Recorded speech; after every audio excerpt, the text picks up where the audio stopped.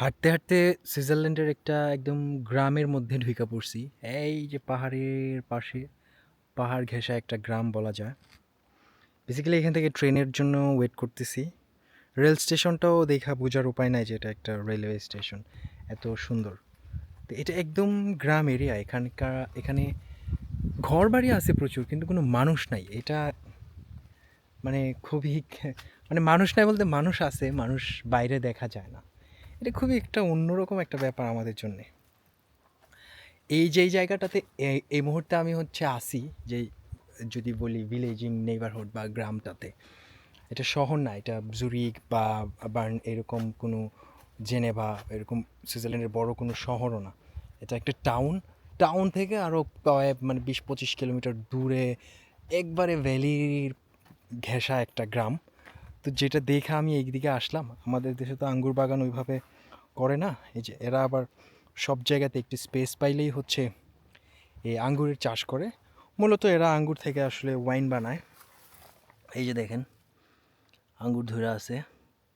কেউ থাকলে হয়তো একটা বইলা টেস্ট করতে পারতাম, বাট এমনিতে করলেও হচ্ছে এরা যে খুব বেশি একটা মাইন্ড করবে ওরকম না, কেউ দেখবেও না।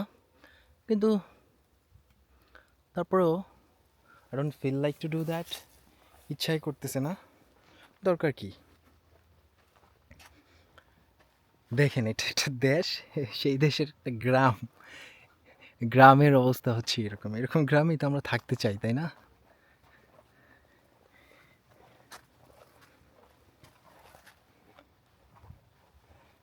এই যে আমি স্টেশনের কথা বলতেছিলাম না, এই যে দেখেন রেল লাইন গেছে। এই যে উপরে যেটা বক্স, এই ঘরটা দেখতেছেন, এটাই স্টেশন। ও, ট্রেন চলে আসছে। হ্যাঁ, ট্রেন চলে এসেছে এবং যাওয়ার টাইম হয়ে গেছে আমারও।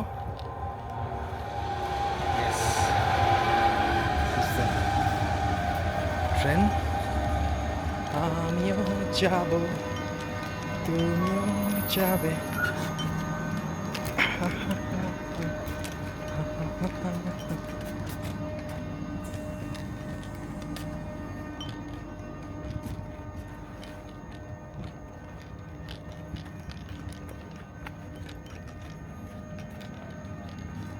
Lucano.